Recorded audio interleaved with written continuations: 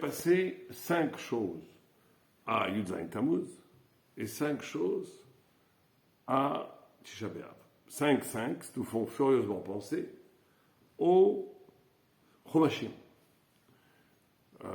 Les 5 choses qui sont passées à Tisha B'Av, tout le monde les connaît, c'est la destruction des 2 temples, ce qui est assez extraordinaire, à 490 ans d'intervalle, le même jour, a été brûlé les 2 temples. Il y a eu plein de choses à Tisha B'Av, les gens ne savent pas, mais vous savez qu'il faudrait faire le recensement. Par exemple, l'expulsion des Juifs par Édouard Ier Marchemont en Angleterre en 1290, si je ne me trompe pas, c'était à Tisha B'Av. Le décret de la solution finale, Tisha B'Av. Le Girouche Sfarad, Tisha B'Av. Donc, après, vraiment, de croire que le hasard. Il y a quand même une récurrence comme ça, énorme. Philippe Lebec expulse les Juifs de France, Tisha B'Av. C'est-à-dire qu'il y a au moins une vingtaine d'éléments dramatiques, absolument dramatiques pour le peuple juif, qui sont passés de Tisha B'Av. Donc on sait très bien, c'est un jour qui contient en lui ce potentiel de Pouranout, qui s'appelle de danger. Alors il faut bien comprendre, chaque fois qu'on parle des fêtes juives, chaque fois qu'on aborde un sujet des fêtes juives, que la notion du temps pour la Torah, elle est triple. Vous avez le temps universel, qui commence avec Bereshit. Au pire que ça, le Gaon de Vilna dit que Bereshit, c'est la création du temps. Que la première chose que Dieu a créée, c'est le temps. Ce qui est en contradiction avec les physiciens, puisque les physiciens pensent que le temps ne peut exister qu'avec la création de la matière. Il n'y a pas de temps sans matière pour les physiciens. Il n'y a pas. Oh non, on dit que c'est pas vrai, il y a du temps. Il y a un temps, un métatemps qui a été créé, le premier temps, qui est le parchemin temporel dans lequel va se rouvrir toute l'histoire de l'univers. C'est le temps universel, qui est valable pour les juifs, les goïs, pour tout le monde. Il y a un deuxième temps, qui est le temps de l'éternité, que j'appellerais comme ça un temps de l'éternité, qui fait justement référence aux fêtes. Chaque fête est un point d'éternité. Par exemple, Kippour, c'est la tchouva, le repentir. Le repentir, c'est éternel. C'est comme vous avez 2 feuilles, comme les jours de fan. Vous avez le temps éternel qui est là, avec les fêtes. On va voir ce que c'est des rendez-vous divins. Et vous avez le temps universel qui tourne. Et vous avez des fenêtres. Et à un moment donné, apparaît une conjonction entre le temps universel et le temps juif. Et c'est un moment, une illumination qui pour. Le temps éternel du repentir s'émancipe, s'introduit dans le temps temporel universel. J'ai une intuition physique, je ne sais pas s'il y a des physiciens que je ne peux pas, parce que je n'ai pas le temps de le faire. Vous savez que la physique se confond depuis un siècle avec 2 théories qui sont vérifiées par l'expérimentation, les 2, l'un dans le macro et dans le micro. C'est la théorie de la relativité générale et la physique quantique. Or, on n'arrive pas à les mettre ensemble. L'un contredit l'autre. Par exemple, dans la physique, le temps est courbé par la gravitation. Le temps et l'espace est courbé. Même la lumière est courbée. Et ça, il y a des preuves. Et dans la physique quantique, il y a des preuves que le temps est plat, unique. Je pense que l'union entre les deux, c'est une intuition. Je ne suis pas un scientifique, donc je ne vous dis pas que c'est la vérité scientifique. Mais ça, quand on étudie la Torah, on voit qu'il y a des voies. On sait très bien qu'il y a un double niveau dans le monde. Il y a le yesh mi'ayin, à chaque seconde. À chaque seconde, Dieu recrée le monde. Et donc, il y a une réalité stable qui est pré-événementielle, que découvre la physique quantique. Et il y a une réalité après que le monde existe. Ou plutôt après, quand le monde déploie sa propre logique. Et donc, en essayant, en s'évertuant de les mettre sur le même plan, on n'arrivera pas à la solution en physique. Il faudra accepter qu'il y a 2 strates de l'être, comme la Torah le dit. Et il y a un troisième temps qui est le temps intérieur. Le temps intérieur, c'est le temps de la conscience, qui fait le lien entre les 2 temps. Donc on reprend. Vous avez le temps universel, qui est le parchemin temporel dans lequel s'enrouvre toute l'histoire de l'univers. Vous avez le temps des éternités, qui est, quand à un moment donné, il y a la notion de liberté, elle est éternelle, elle apparaît, c'est un temps, c'est une dimension du temps qui apparaît à Pessah. La notion de protection divine, elle apparaît à Sukkot, etc., etc. Le rire apparaît à Purim. Et les larmes apparaissent à Tisha B'Av. Tisha B'Av étant le temps où on doit pleurer. On va voir que les pleurs de Tisha B'Av sont essentiels au tikkun de Tisha B'Av, à la réparation de Tisha B'Av. Donc ça, c'est comme introduction. Il faut bien comprendre. Et ce temps intérieur que le temps de l'âme est très important que les gens l'oublient. Les gens l'oublient énormément, et même les religieux. C'est-à-dire que même ceux qui sont dans la Torah peuvent l'oublier. On vit un temps, le temps de l'âme intérieure est fondamental parce qu'il te donne l'unité.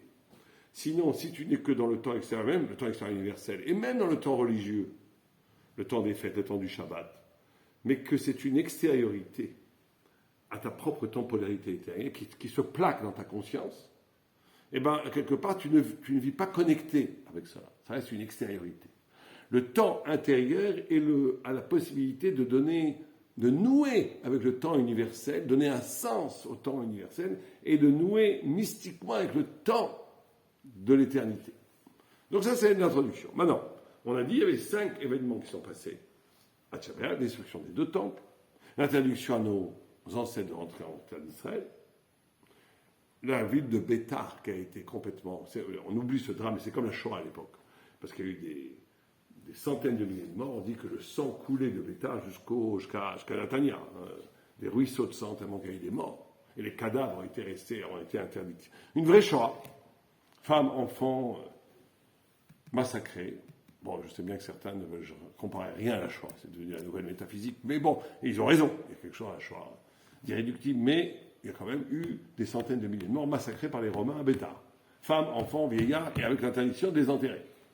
Et la dernière chose qui s'est passée à Tisha B'Av, c'est qu'on a labouré le monde du temple pour banaliser, pour séculariser, pour dire, voilà, il n'y a plus rien. La mémoire juive est effacée. Effacement de la présence divine sur terre. Tzion a pour forme étymologique Tzion. Les Tsayen qui renvoie à quel mot en français? Quoi? Toi, t'es fort pour ça. Les Tsayen en hébreu, ça renvoie à quoi en français? En réalité, il y a énormément de mots français. Vous savez, vous avez des centaines de mots français qui ont une origine hébraïque, et quand vous regardez les dictionnaires étymologiques, ils vous donnent toujours l'origine grecque ou romane, jamais hébreu. À part Alléluia et Amen, jamais hébreu. C'est du révisionnisme. Regardez, on prenez fruits. Fruitus. C'est péri, c'est le même mot. Jamais. Regardez dans le dictionnaire fruit, d'où ça vient fruit, ils vont jamais vous dire péri. P ou fruit, parce que le P c'est le F en étymologie. Jamais ils vous diront fritus. Ou vous prenez air, l'air qu'on respire. C'est quel mot? Avir, c'est les mêmes lettres. Aleph, Vavrech. Il y en a corne, cornheim. Il y a énormément de mots. Je ne sais pas pourquoi la mémoire, l'effacement de la mémoire hébraïque, le refoulement de la paternité hébraïque en Occident, va jusqu'à même certains académiciens qui font des dictionnaires étymologiques, où ils vont effacer l'origine de 300 mots hébraïques, au moins, qui n'est pas... demandez même à un Israélien, d'où vient, ou un hébraïsant, d'où vient le mot pharmacie. D'accord? D'où ça vient? Ou bien le mot... thérapeutique, tous ces mots-là. Ils vont dire, ça vient du grec, thérapeute. Mais en réalité, le grec lui-même vient de l'hébreu, puisque c'est Raphaël. C'est la racine, c'est refait. Il y a énormément de mots comme ça. Il y a des choses incroyables dans la langue, mais ce n'est pas notre sujet. Comment on dit quoi en hébreu? Comment on dit l'eau? Donc le quoi, c'est le pluriel. L'eau, c'est le pluriel du quoi. Parce que la Torah, c'est le pluriel du questionnement. Comment on dit quoi en allemand? Vos ou non, vos en yiddish. Vas. Comment tu dis l'eau? Wasser. Comment tu dis l'eau en anglais? Comment tu dis quoi en anglais? What? Water. On voit un rapport entre... Il y a une infiltration, destruction même de la langue. Dans le... Chamaï et chamaillé, quoi. Ça, c'est pas sûr du tout, par contre, étymologiquement. Moi, je l'ai pris pour... Comme ça, on l'a pris, mais c'est pas sûr. Chamaï, c'est chamaïm, c'est chamaï, c'est pas sûr du tout. Non, moi, je te parle de choses qui sont sûres. Il y a des choses qui sont absolument... Comme hériter vient de Yerusha. Quand on sait en étymologie que le shin et le taf sont permutables. Bon, il y a énormément de mots. Les tsayen, ça vient d'où? Ah, les tsayen, moi je reviens. Les tsayen, ce signe. Les tsayen, c'est signifier. C'est la même chose que Sion. Sion, c'est-à-dire que le mot Sion signifie l'au-delà. De labourer le mot Sion, c'est une volonté de détruire la signifiance divine qu'il y a dans le monde. De banaliser. De recouvrir. D'accord? Il y a eu 5 choses à Yud Tammuz, on les fait très vite. 1, l'arrêt du Korban Tamid, qui est traumatise pendant des millénaires, non, des siècles. Il y a eu des millénaires, parce que c'était aussi dans le Mishkan, pas que dans le temple, mais l'arrêt du Korban Tamid, le Korban quotidien qu'on apportait, du matin et l'après-midi. Il y a eu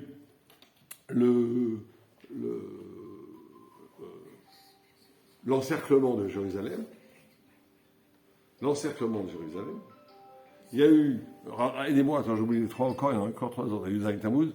Il y a eu les brisures de la loi, les brisures de la table de la loi. Moshe a brisé les tables de la loi. Et il y a eu une brisure de la table de la loi, l'encerclement de Jérusalem, et qu'on a brûlé le Sefer Torah. Et que j'ai dit, Emma, la brèche qui a été faite. Voilà. Donc ça, c'est les 5. Et chaque chose, ça envoie à une réduction. La brèche, c'est pas le 10 TV? C'est le Yud Tevet, la brèche. Ouais. Voilà. Il y a un 4-5e, je me dis, il est dans le Mishnah Berurah. Si vous avez le Mishnah Berurah ici, on le voit.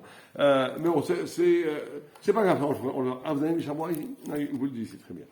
Alors, ça, alors, il faut bien comprendre ça. Que la destruction, ces 5 choses, pourquoi est-ce que ça a un rapport avec la Torah? Et on va le voir, on va essayer de le voir en profondeur. C'est que la destruction, en vérité, ils ont mis une idole dans le Kodesh Kodashim. Et on a brûlé le Sefer Torah. Exactement, on a mis une idole, c'est ça.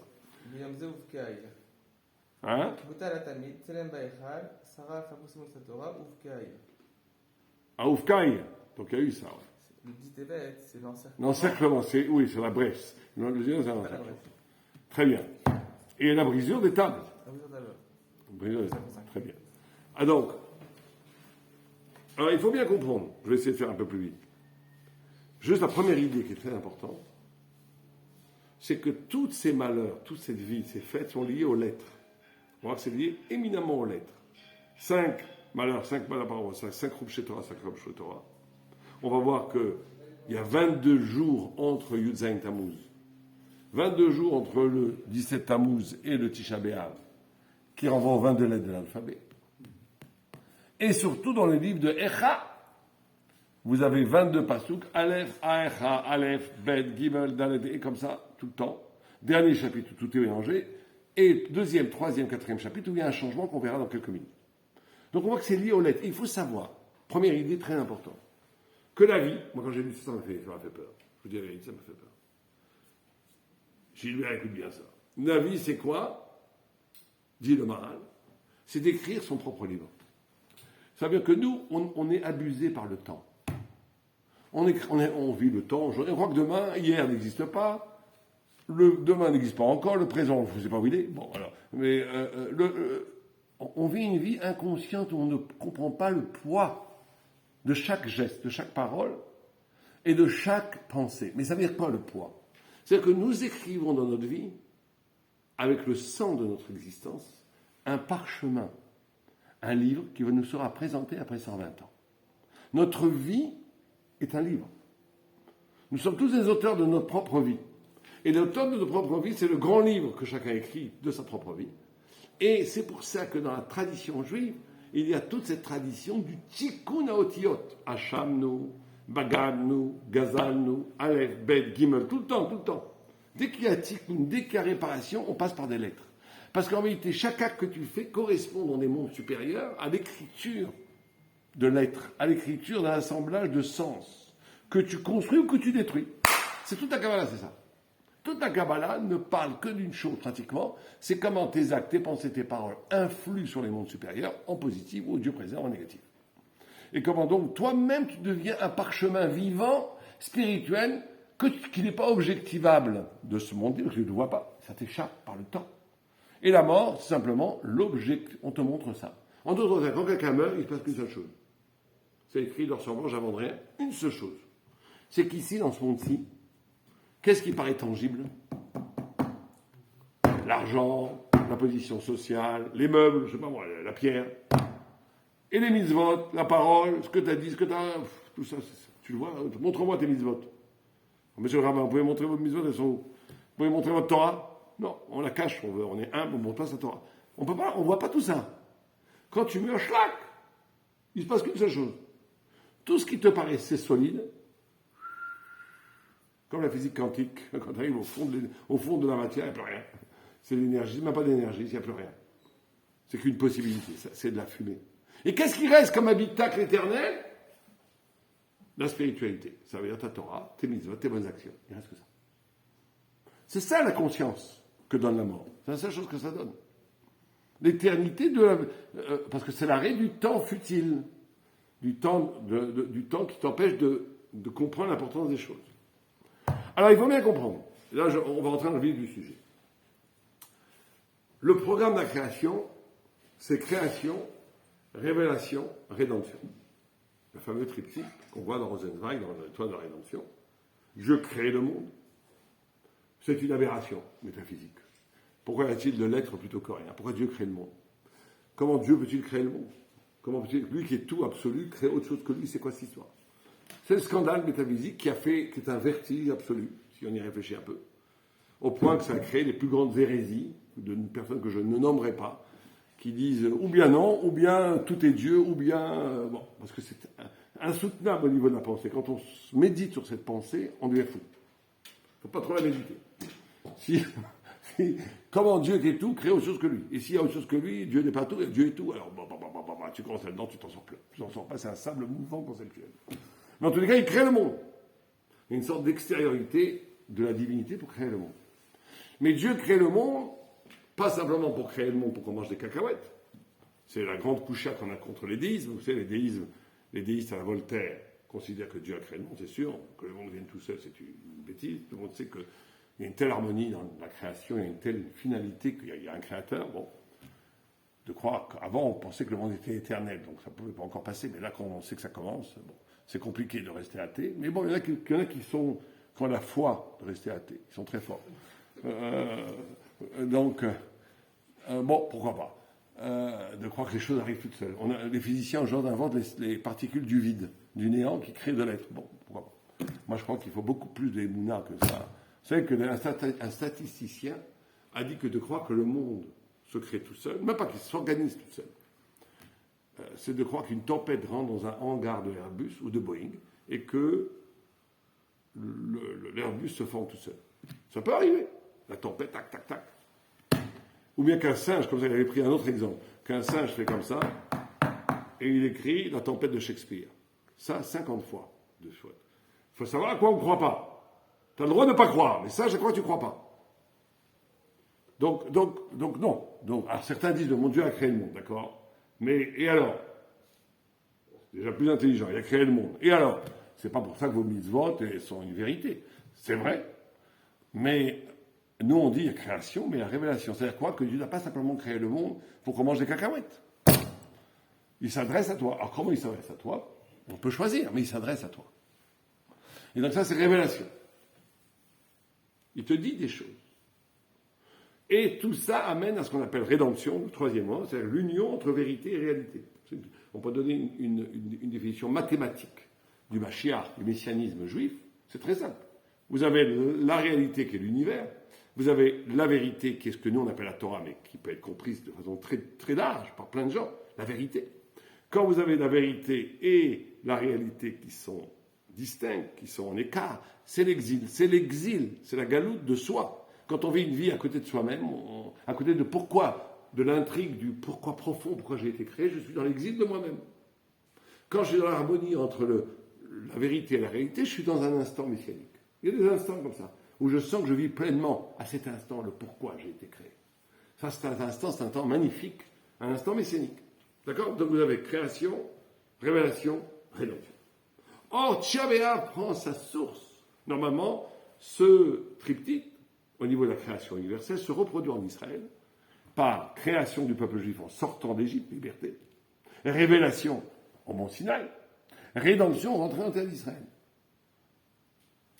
Or, le Tisha B'Av a pour source, nous dit les Meraglim, les explorateurs qui ont fait du Lachon Hara, de la médisance sur la terre d'Israël, 40 ans d'exil. Ça veut dire quoi? Ça veut dire que ça a été cassé. Ça veut dire que cette dynamique de création, révélation, rédemption a été cassée par le Lachon Hara. Il faut bien comprendre que la médisance, la mauvaise parole, elle a le pouvoir de casser toutes les bénédictions. C'est-à-dire que tu étais promu à un avenir splendide, d'union entre ta liberté, c'est-à-dire ta création, ta vérité et ta vérité. On la casse avec des mots, parce que la parole est le lieu de la liberté qui fait le lien entre ces trois niveaux de création, révélation, rédemption. Et le Lachon Hara détruit cela. Donc le premier tikkun de Tisha B'Av, c'est le tikkun de la parole. La première réparation de Tisha B'Av, c'est le tikkun de la parole. Le monde et ta vie est conforme à l'image de comment tu parles. Ça, je l'ai vérifié 1000 fois. Tu parles n'importe comment, tu promets, tu ne tiens pas, tu dis tout et son contraire, la vie, elle va être maboule. Elle va être autour de toi, méchouillée. Elle va être complètement à four à la four. Les gens ils disent, je ne comprends pas. Ça, je devais signer, c'était tout prêt, tout est impeccable. Boum, ça m'allait sauter au dernier moment. Et ça, pourquoi ? Parce que tu parles comme ça.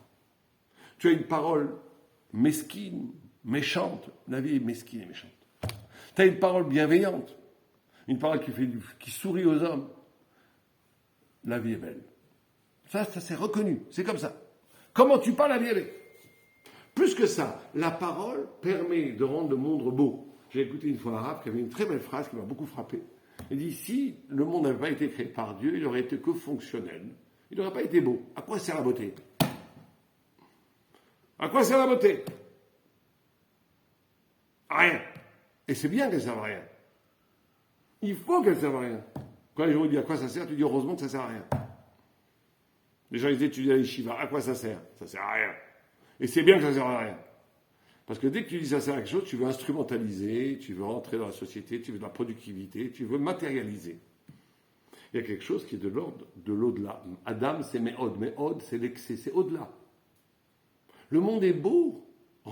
La parole rend le monde beau. C'est ça qui est merveilleux, la parole. C'est que tu rends les choses belles en parlant beau. Et le premier tikkun de Tisha B'Av, c'est la parole. Alors, il faut bien expliquer, là je rentre dans le vif du sujet. On a dit il y a 22 jours, comme il y a 22 lettres. On a dit le livre de Echa, vous avez un livre de Echa ici peut-être ?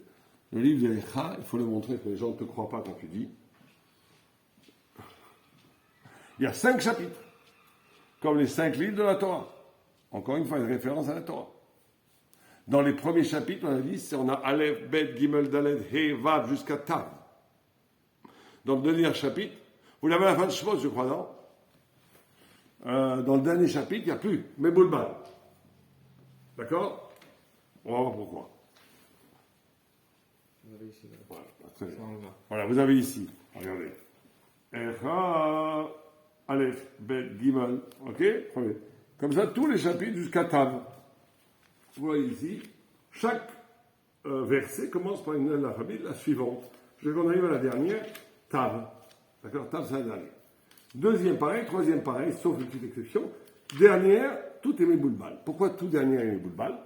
Pour te dire que le Chorban, la destruction du temple, qui est le moment de Tisha B'Av, est avant tout une destruction de l'esprit. C'est une destruction de l'esprit. Maintenant, d'où vient, quel est le makor, la source de la destruction de l'esprit ? Eh bien, le deuxième chapitre, troisième et quatrième chapitre, nous donne la réponse. Pourquoi ? Parce que dans ces 3 chapitres, vous avez ici le P qui est avant le Aïn, une anomalie, puisqu'on a dans l'alphabet hébraïque, le Aïn est avant le P. Là, le P est avant le Aïn 3 fois, dans le deuxième, troisième, quatrième chapitre. Pourquoi ? C'est-à-dire que, la Gemara nous dit que tous les péchés viennent Mishum Shigdimu P la Aïn. Parce qu'ils ont avancé la bouche, parce que P, la lettre P, c'est aussi quoi ? La bouche, en hébreu. Et Aïn, c'est quoi ? Les yeux. Donc,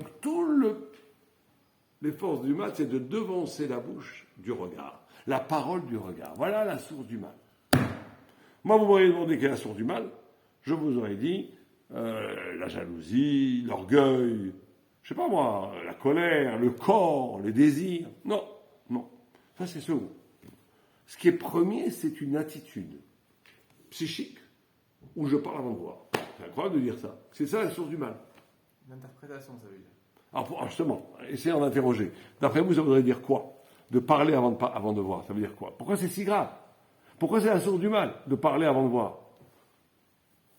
Qu'est-ce que vous dites alors, monsieur Ravin ? L'interprétation d'une chose dont on ne connaît pas encore l'ensemble des informations. C'est ça. Éventuellement. Donc la prudence, ouais. Qu'est-ce que tu dis, toi, Gilbert? T'as pas d'idée? Le P avant le N. Si, ça veut dire qu'il faut d'abord savoir tenir sa langue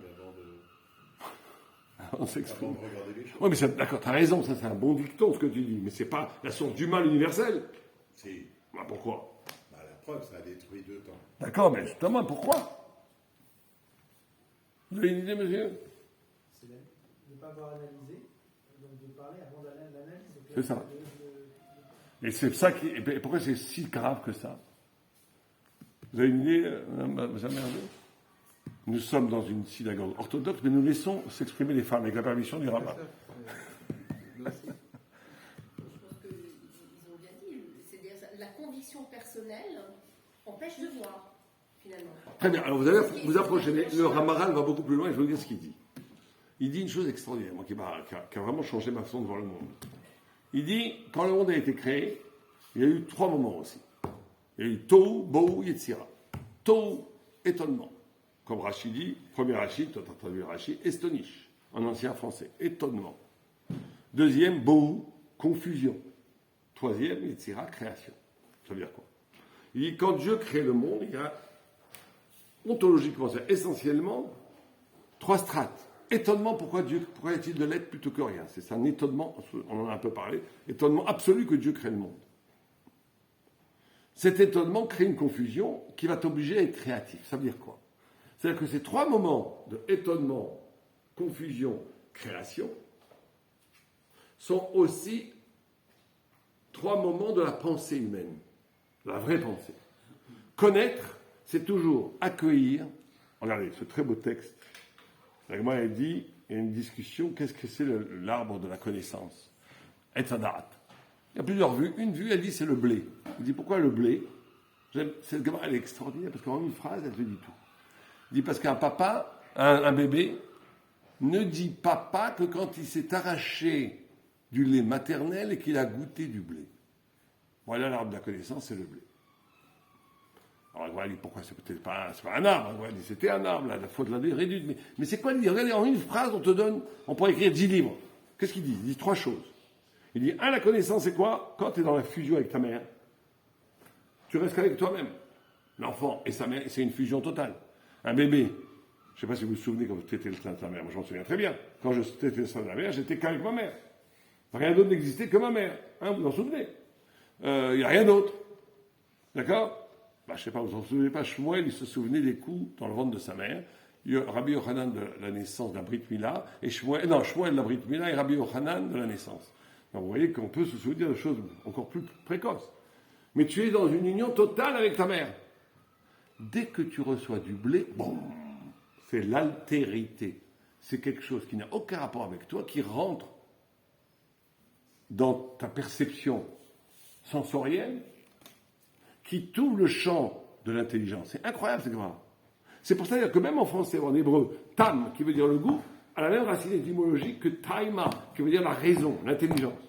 Et même en français, le sens sensoriel est une homonymie avec le sens profond d'une phrase, le sensé. Pourquoi? Parce que dans l'expérience, même du plaisir extérieur, quelque chose il y a l'origine de l'intelligence. Pourquoi l'origine de l'intelligence? Parce que de l'étrangeté, quelque chose qui n'est pas toi, rentre en toi et éveille un étonnement. Cet étonnement va produire une confusion, parce que ça te met balbène. Tu ne connaissais pas ça. Et ça va t'obliger d'être créatif pour réorganiser ta connaissance. On ne connaît que comme ça. Si on ne fait pas ça, on ne connaît pas. On radote. On ne connaît que comme ça. Étonnement, c'est l'accueil de l'autre. La qualité première pour un être intelligent, c'est la curiosité. Quelqu'un qui n'est plus curieux de l'autre, plus curieux de concepts, plus curieux, il est mort. Il devient idiot, il devient hmar.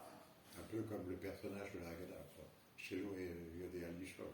Ouais, peut-être. Il faut l'éveiller à la question, tout à fait. Chokhma, en hébreu, chokhma, qui veut dire l'intelligence, c'est une anagramme de koachma, la force du quoi. Le questionnement est la clé de l'intelligence, parce que quand tu questionnes, ça veut dire tu veux entrer de l'altérité dans ta conscience. Alors c'est vrai que c'est pas agréable. Parce que tu aimes bien être assis dans tes idées, fichez-moi la paix. Et naviguer sur le petit bateau que tu t'es créé. J'avais un grand rap qui disait la plupart des gens, ils arrêtent à 10 ans. Au début, tu es obligé. Il dit la plupart des gens, ils arrêtent à 10 ans. Ils ont déjà un programme informatique dans la tête. Ça, et maintenant, ça y est, ils raisonnent la même chose. Après, c'est que quantitatif, pas qualitatif. Il dit les gens très intelligents, ils arrêtent à 16 ans, 17 ans. Les génies à 20 ans. Et le tzaddik, jusqu'à 120 ans, il continue. Et encore, il faut espérer. Mais c'est vrai qu'on voit des grands raves, ils vous regardent, ils accueillent votre visage comme quelque chose de nouveau. C'est la notion même. Alors, parler avant de voir, c'est la destruction de l'esprit. Ça veut dire quoi? C'est-à-dire que tu n'es plus capable. C'est l'idéologie. J'appellerais ça l'idéologie. Ça veut dire quoi? Que tu vois l'autre selon ce que tu as décidé d'en voir. La vie est réduite à ta perception idéologique. Tu n'es plus capable d'accueillir la parole de Dieu qui est dans toute chose. Tu n'es plus capable de voir l'intelligence qui n'est pas tes propres convictions. Tu n'es plus capable de découvrir la poésie et le sens qui vibrent en toute chose pour t'ouvrir à des horizons intérieurs. Parce que ça, c'est ce qui s'appelle en hébreu le kafoul, moi ce que je traduirais par la résonance. Comment une réalité extérieure, et vous savez qu'Einstein avait une phrase admirable qui disait le plus grand miracle de tous les temps, c'est le fait qu'il y ait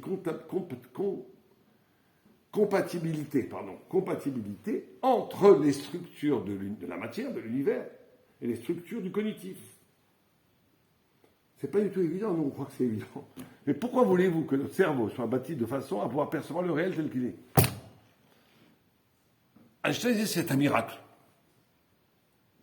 C'est un miracle. Pourquoi? Ça n'a aucun rapport. L'un c'est un système cognitif et l'autre c'est de la matière en soi. Aucun rapport. Il dit le plus grand miracle c'est qu'il y a adéquation. Et que nous en tirons des conclusions métaphysiques. C'est-à-dire que chez Akon, il y avait de Varro que Dieu a créé tout, donc s'il a créé tout, il a créé une intelligence qui est bâtie parce qu'il a créé. Bon. Mais même un athée doit s'étonner de ça. On est censé tous voir pareil en fait. Exactement. Un ordinateur, tu prends deux ordinateurs qui sont programmés pareil, on voit exactement la même chose. Or, c'est pas comme ça. Donc, on voit, mais aussi, il y a les deux. C'est-à-dire qu'il y a en même temps, c'est ça qui est merveilleux. Bon, on n'a pas le temps là. C'est qu'il y a du commun et du différentiel, les deux. Le Ramchal, il dit toute l'activité cérébrale, intellectuelle, c'est deux choses, pas plus. Ce qu'il appelle le chilouk et le shivyon, ça veut dire séparer et unir. Penser, c'est toujours, plus tu es intelligent, plus tu sépares les choses. C'est-à-dire que plus tu es capable de dire, ça a l'air pareil, c'est pas parce que fait toi les shivon, de Raphaïm, de dire de Zélinim, bon, ça veut dire que chaque fois, plus tu es bête, plus tu mets dans toutes les religions, il y a un rapport avec le pain, bon, tu amalgames, parce que c'est facile. Plus tu es chacham, et plus tu es chacham, plus tu peux faire des liens entre des choses qui n'ont aucun rapport. Entre un Esquimau et un Indien d'Amazonie. Pourquoi? Parce que tu fais des rapports. Parce que chez un col, il y avait devant, et dans le col, il y avait devant, il y a l'identité et la différence. Les deux en même temps, une dialectique des deux. Et plus quelqu'un est performant dans l'intelligence, plus il développe son pouvoir de séparer et d'identifier. Les deux en même temps.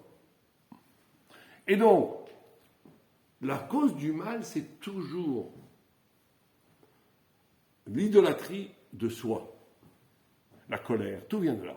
La colère, l'orgueil, le désir mal orienté. C'est que tu existes d'abord et les autres existent par rapport à ce que tu existes toi. Voilà l'origine du mal.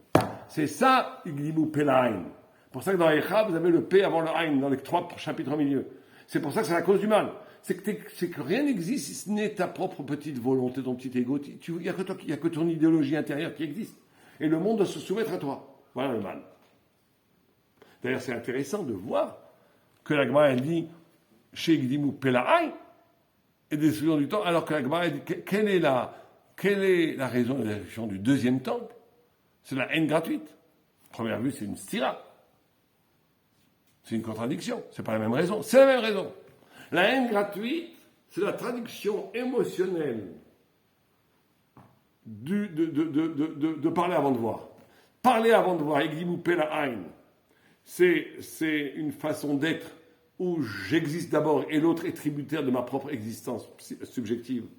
Et chaque chose doit se soumettre à ma volonté.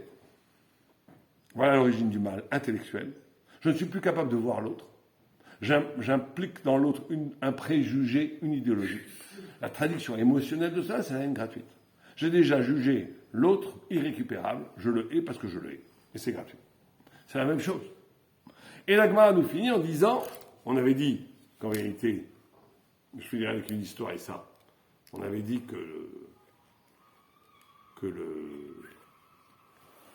chaque fête a son arme. C'est quoi l'arme de Pessah? Liberté. Non, une arme, une mitzvah. Ça, c'est un mitzvah. La matzah. C'est quoi l'arme de Sukkot? Il y en a deux, l'oulav ou la souka. C'est quoi l'arme de Rosh Hashanah? Chauffard. C'est quoi l'arme de Kippour? Le jeûne. C'est quoi l'arme de Purim? Toutes les mitzvot, etc., etc. C'est quoi l'arme de Tisha B'Av? Les larmes, les pleurs. Pourquoi? Parce qu'il faut bien comprendre que la destruction du temple et l'exil et les malheurs constants du peuple juif dans l'histoire sont dus à une trahison de Dieu émotionnelle, pas que intellectuelle. Ils ont pleuré pour ne pas rentrer en Israël. Et il faut bien comprendre qu'il y a deux sources au mal. Quand Dieu a créé le monde, il y a eu deux fautes qui ont été faites par l'être. Ce n'est pas des fautes parce qu'il n'y a pas de libre arbitre dans la matière, mais comme des fautes qui résonnent dans les fautes de l'homme. Un, Dieu a dit de créer des arbres qui sont le goût des fruits. Les arbres ont désobéi et ont fait des fruits avec un tronc sec. Et la lune, elle a dit, je ne veux pas de soleil, et Dieu a rétréci la lune. C'est deux formes de péché. Il y a ces deux formes, plutôt deux racines du péché. Il y a la racine de la vera classique, ne pas écouter le bon Dieu, si vous préférez, par rapport à ses désirs. Mais il y a une autre racine qui est ne pas faire une vie vers la direction vers laquelle Dieu t'envoie. Vous comprenez, c'est deux choses différentes. La lune ne veut pas recevoir la lumière. Elle veut être la source de sa propre lumière. Ou là, quelque part, c'est beaucoup plus grave. Quand quelqu'un il fait une faute, poussé par son désir, c'est pas bien. Mais il reste fidèle quelque part à Dieu puisqu'il sait que c'est pas bien. Mais quand tu fais une faute qui dit non, mais Dieu il veut cette direction, mais moi je veux une autre direction. Dieu il veut que je reçoive la lumière, je ne veux pas cette lumière. Dieu il veut que je rentre en Eretz Israël, je ne veux pas aller en Eretz Israël. Avec les lumières, là c'est beau, ça a l'air moins grave que manger du cochon. Ça a l'air moins grave que la vera, c'est plus grave. Pourquoi c'est plus grave? Parce que c'est une trahison, on ne peut plus travailler ensemble. On n'est plus dans le même chemin. Tisha B'Av est de l'ordre du deuxième péché, d'où la gravité. Puisque le peuple juif a refusé de s'inscrire dans l'histoire et l'orientation que Dieu voulait pour le peuple juif. Et donc c'est un tikkun, une réparation qui passe par l'émotion. D'où la nécessité de pleurer à Tisha B'Av. Ils ont pleuré contre le bonheur que Dieu leur promettait. Il y aurait une trahison émotionnelle par rapport à Dieu. Tu ne peux pas maintenant faire teshuva, faire un retour au repentant juste avec des paroles. Il faut que tu fasses teshuva avec le cœur, avec les larmes, avec la vibration émotionnelle. C'est le tikkun de Tisha B'Av. Et juste, je finis avec une histoire, parce qu'elle est tellement représentative. Ce tikkun passe par un équilibre, justement, entre l'amour et la loi, qui est l'essence même de la Torah. Et il y a une histoire que j'adore. Vous savez qu'à Sfat, il y a 400 ans du Harizal, il y avait un Talmid Chacham qui étudiait la Torah, mais qui avait faim, pas d'argent.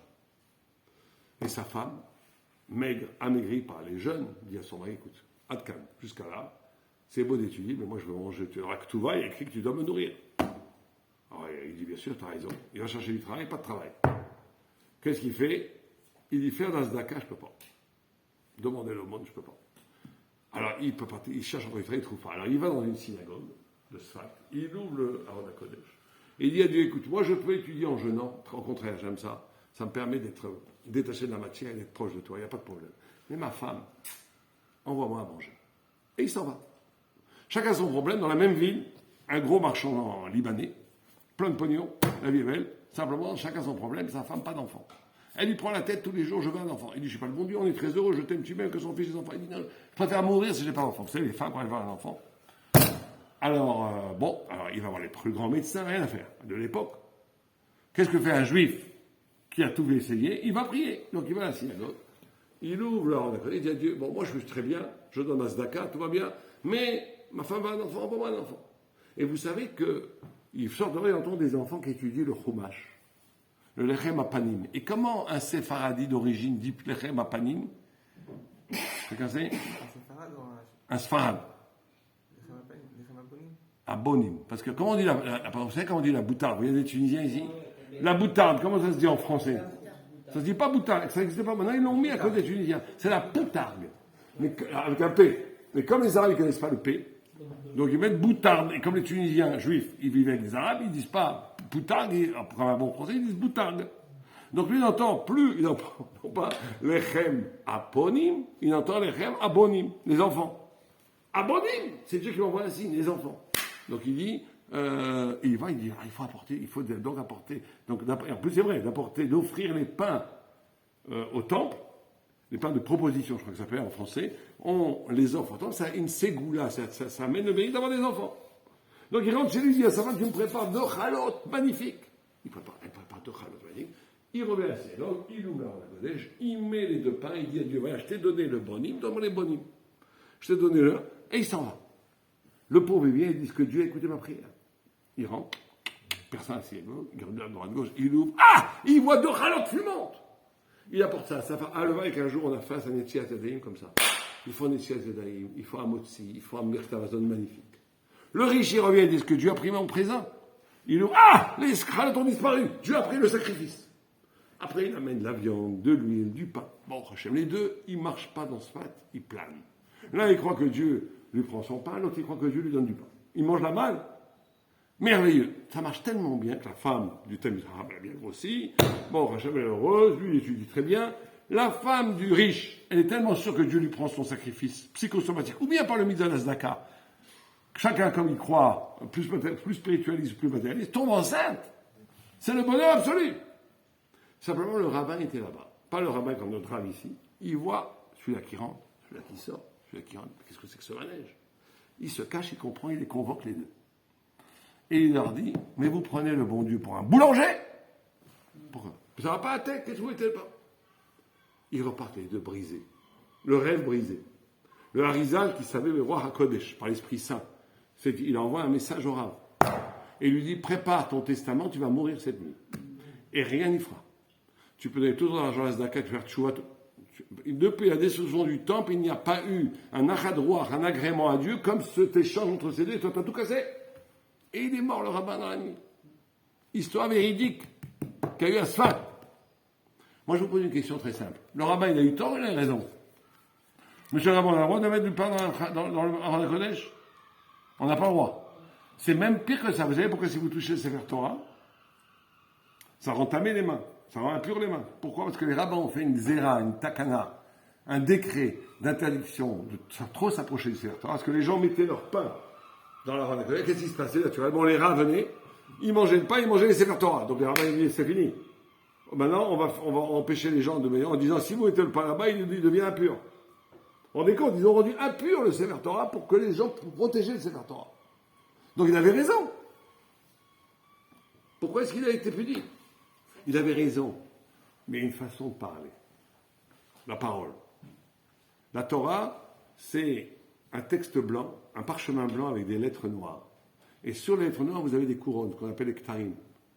C'est les tagim, qui font le lien entre le blanc et le noir. Le blanc, c'est l'amour. C'est l'amour, c'est le chesed. C'est l'infini amour. Le noir, c'est la loi. Magnifique. Mais si quelqu'un est que blanc, c'est nul.